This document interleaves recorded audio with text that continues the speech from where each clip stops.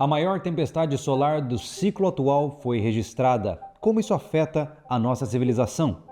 Mais do que isso, como anda a situação no Rio Grande do Sul com a quantidade enorme de notícias que estamos recebendo? Tudo isso no Boletim Sobrevivencialista da semana.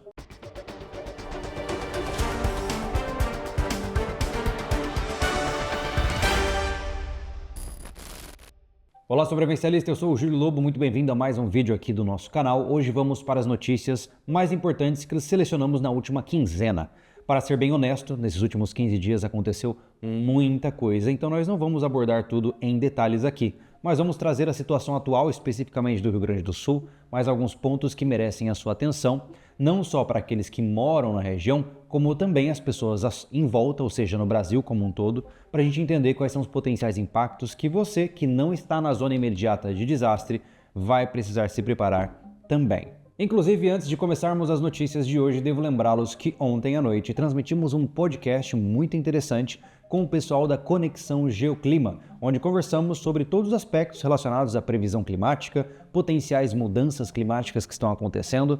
Vale a pena você conferir. Além disso, devo agradecer profundamente todas as pessoas que se engajaram no podcast da semana passada, onde nós levantamos quase 20 mil reais de doações para o Rio Grande do Sul. Muito obrigado pela sua ajuda e devo lembrá-lo que ainda não é momento de parar. Se você pode continuar ajudando com doações de recursos financeiros ou suprimentos, encontre uma boa instituição e faça o que precisa ser feito. Agora sim, com os avisos dados, vamos continuar.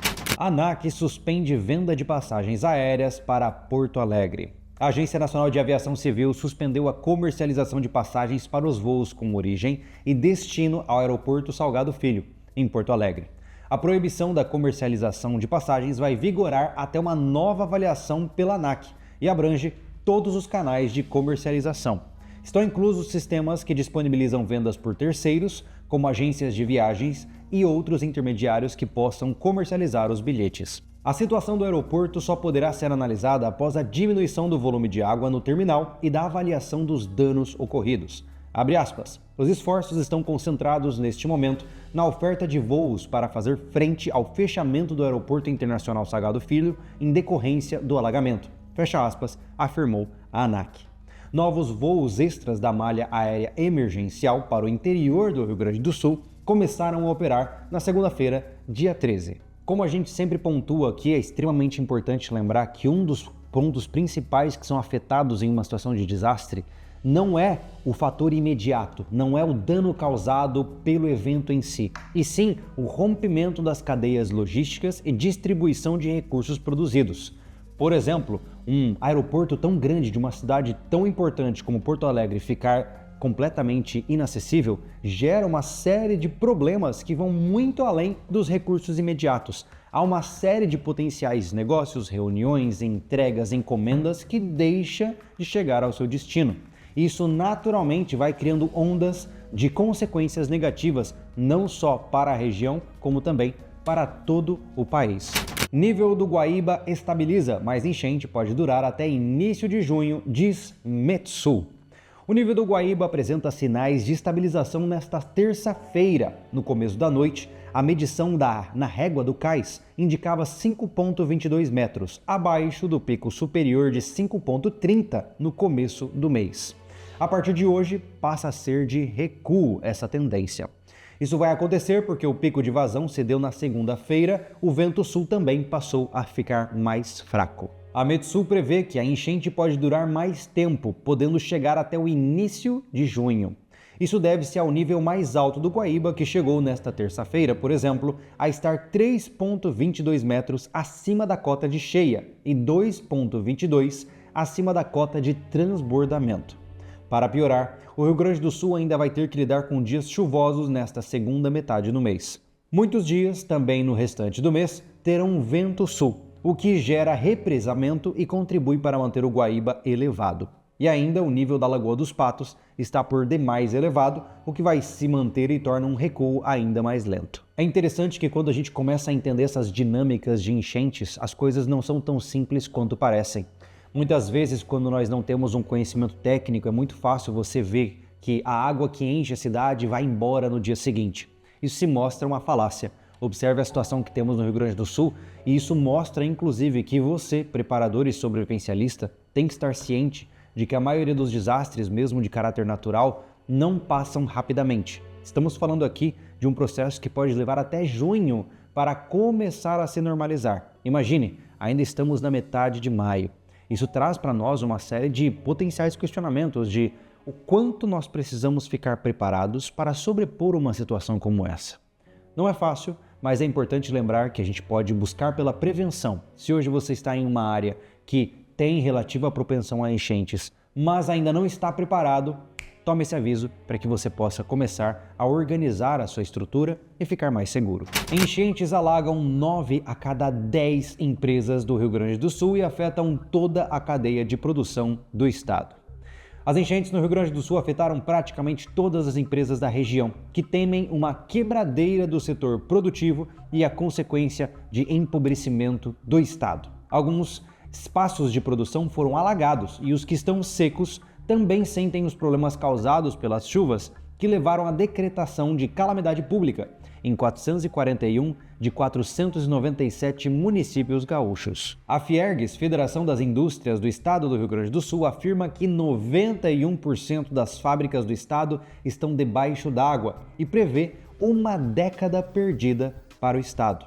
Uma alternativa estudada por empresas é usar uma lei aprovada na pandemia da Covid-19, que permite uma série de medidas para mitigar o prejuízo, entre elas, compensar os dias não trabalhados com antecipação de férias e feriados e a queima de horas extras acumuladas dos funcionários.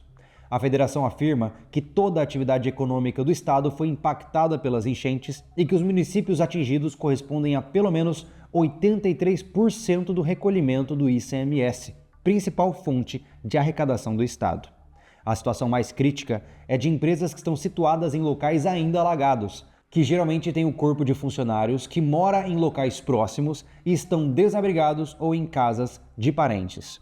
Nesses casos, a produção está suspensa e empresários buscam soluções para não interromper o fornecimento de seus produtos com terceirização e renegociação de prazos. As empresas que não estão debaixo d'água também calculam um prejuízo grande em razão das enchentes. Os problemas de logística e de funcionários preocupam. A obstrução de vias amplia a dificuldade de escoamento da produção. Além disso, a maioria das empresas tem funcionários que moram em casas que estão alagadas e não estão trabalhando. Indústrias que estão em áreas não alagadas sentem um impacto em firmas parceiras, com falta de fornecimento de itens para o desenvolvimento de suas próprias produções. Há casos de empresas que ainda não conseguem calcular o tamanho do prejuízo. A expectativa era de que houvesse uma redução nas chuvas e do nível de inundação e permitisse o ingresso em fábricas, o que não se confirmou. Mais uma vez eu ressalto, assim como na questão do aeroporto, o ponto principal está aqui nos impactos que isso causará com o passar do tempo.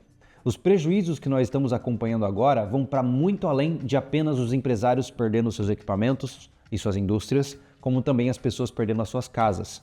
Esse impacto causado numa queda abrupta de produção vai gerar muito problema.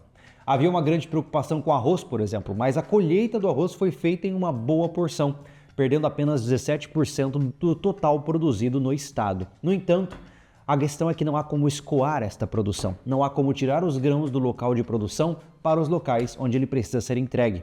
Há um esforço muito grande para tentar criar novas vias logísticas, mas isso vai tomar tempo e, por tomar tempo, impactará em preço e em oferta dos produtos para consumidores de outros estados. Então perceba que mesmo que você esteja fisicamente desconectado do local onde as coisas estão acontecendo, você provavelmente vai sofrer os reflexos também.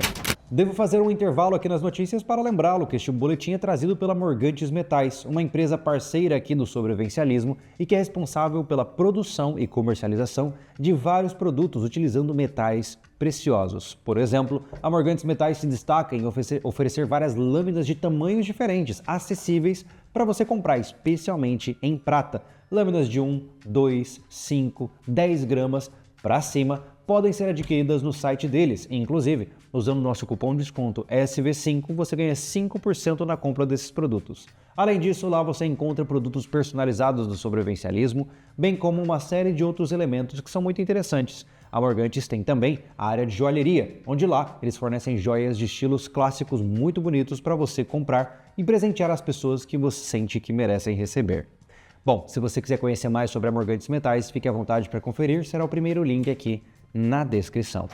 Projeto de lei que taxa Netflix e isenta a Globoplay é retirado de pauta. Olha só, o projeto de lei 8889/2017, conhecido como a PL da Globo, foi retirado da pauta da Câmara dos Deputados nesta terça-feira, dia 14. O texto, que havia tido um requerimento de regime de urgência aprovado, trata sobre as plataformas de streaming como Netflix, Prime, YouTube e outras. O texto foi retirado de pauta pelo relator, o deputado federal André Figueiredo, após grande polêmica dentro da Câmara, tanto quanto nas redes sociais. Para se ter uma ideia, a hashtag PL da Globo Não foi um dos assuntos mais comentados no X ao longo do dia. Esse PL 8889 propõe a taxação de plataformas como Netflix e YouTube por meio da contribuição para o desenvolvimento da indústria cinematográfica nacional, conhecido como Condecine, com alíquotas progressivas, podendo atingir até 6% sobre a receita bruta no mercado brasileiro, incluindo ganhos com publicidade. Já a plataforma de streaming da Globo não será submetida à cobrança, pois o parecer especifica que a definição de serviço de televisão por aplicação de internet, sujeito à tributação, exclui serviços semelhantes, promovidos por concessionárias de radiodifusão de sons e imagens. Outro ponto polêmico do texto é a taxação de influenciadores digitais. Estes poderão ser obrigados a pagar o Condecine com base nos ganhos obtidos através das visualizações de seus conteúdos. Eu acho esse tipo de projeto um barato, assim, porque ele acha que engana, né? Sejamos honestos, né? Veja, agora que estamos com as notícias voltadas para a tragédia no Rio Grande do Sul, na surdina, na calada da noite, eles querem implementar um projeto que vai beneficiar uma das mídias que hoje está sendo vista como uma das mais agressivas dentro do cenário nacional. E além disso, ele se baseia em uma falácia, né? A forma como o projeto é construído dá a entender que influenciadores, o que eu não gosto dessa palavra, eu prefiro criadores de conteúdo não pagam nada, né? Eles só ganham. O tempo todo a gente está ganhando em cima de tudo, o que é uma mentira. O sobrevivencialismo é uma empresa, paga impostos de empresa, emite notas fiscais e também declara tudo que recebe adequadamente para dar o pedaço para o leão. Mais do que isso, essas plataformas de streaming também pagam seus devidos impostos para operar. Então perceba que a técnica do governo é tentar taxar em cima de outra taxação, em cima de outro imposto e começar a acumular camadas de arrecadação que vão esmagando os diferentes pares que fazem parte do sistema onde nós vivemos. Honestamente, eu estou em um momento onde eu falo assim, olha, sabe de uma coisa? Se a gente precisar fechar o sobrevivencialismo, quem perde são vocês. Eu vou seguir minha vida, vou dar outro jeito, não vou perder minha saúde para isso. Eu vou lutar o possível para que eu possa lembrá-los. Vamos lutar pelos nossos direitos, mas na hora que ficar insustentável, no final quem perde são vocês. Quando uma indústria está sendo taxada ao ponto de não conseguir subsistir, quem perde é quem compra dessa indústria. Se chegar um momento onde criadores de conteúdo não conseguirem mais produzir conteúdo por falta de grana, quem perde é você. Então é esse o problema. Muitas vezes o cara fica com aquela atitude revanchista, onde ele fica pensando assim, mas eu quero mesmo que quem está ganhando dinheiro pague imposto, né? Quando na verdade quem vai perder é quem tanto deseja isso. Então, se você quiser ficar mais atento a essa situação, fique ligado, especialmente no X, tá? O X, antes conhecido como Twitter, é uma das plataformas de maior agilidade das pautas que estão em destaque no momento atual. Maior tempestade solar desde 2005 desliga equipamentos nos Estados Unidos. Uma tempestade solar extrema atingiu nosso planeta no fim de semana. O evento causou auroras boreais em regiões inusitadas, mas causou problemas em equipamentos de fazendeiros nos Estados Unidos e no Canadá. Os tratores que dependem do GPS ou de qualquer outra tecnologia de navegação pararam de funcionar logo após a tempestade. Abre aspas, nunca lidei com algo assim, disse Patrick O'Connor, que cultiva milho e soja em Minnesota. A questão é que muitos fazendeiros dependem do GPS e de outras tecnologias de navegação para plantar com mais eficiência e precisão. Pensando nisso, as empresas fornecedoras de equipamentos agrícolas enviaram alertas antecipados para que ficassem cientes de que poderia haver falhas nos equipamentos. O ocorrido nos mostra um pouco dos efeitos que as tempestades solares podem causar. Elas são causadas por fenômenos que acontecem no Sol. São ejeções de massa coronal e perturbam temporariamente o campo magnético terrestre. Quando isso acontece, uma tempestade geomagnética pode afetar satélites em órbita, redes elétricas e mais. No dia 14, ou seja, anteontem, tivemos um dos flares mais intensos já gravados neste ciclo solar, atingindo a escala de 8,79, que causou um blackout de ondas de rádio durante a sua duração. O problema de falar de tempestades solares é que a gente não tem a menor ideia de quando a próxima vem. Diferente de fenômenos que trazem algum tipo de previsibilidade, quando nós estamos lidando com o ciclo solar máximo como nós estamos neste momento, não há como saber se, quem sabe, nos próximos momentos um flare será ejetado do Sol e afetará o planeta Terra. A gente não tem como saber. É sempre uma grande aposta no futuro. É uma questão de probabilidades. Como que você pode se preparar caso uma grande tempestade geomagnética acerte o planeta? Difícil dizer. Se nós sofrermos um novo evento Carrington, por exemplo, aquele que causou tantos estragos lá no século XVIII, nós talvez estejamos em um cenário onde décadas sejam necessárias para se recuperar dos estragos e milhões ou até bilhões de mortes aconteçam. Mas a questão é, se nós não podemos controlar, se nós não podemos prever, a gente faz o que pode. Seguimos os passo a passo, seguimos as bases do sobrevivencialismo para continuarmos nos preparando todos os dias. Pois bem, essas são as notícias do nosso boletim. Espero que você tenha gostado da condensação de informações que nós criamos aqui hoje. E se você quer acompanhar mais edições do boletim, basta inscrever-se no canal. Nós postamos este compilado a cada 15 dias. O nosso objetivo aqui, como eu sempre digo, é para que você veja o que é importante, mas não se prenda muito àquela avalanche de notícias que muitas vezes as pessoas acabam entrando. Calma, faça o que você pode fazer dentro da sua capacidade de atuação e juntos nós vamos superando os obstáculos um a um. Muito obrigado pela sua presença, coloque nos comentários as suas próprias opiniões e a gente se vê num próximo vídeo do Sobrevivencialismo. Eu sou o Júlio Lobo e esteja preparado. Polícia do pensamento! Deleta isso!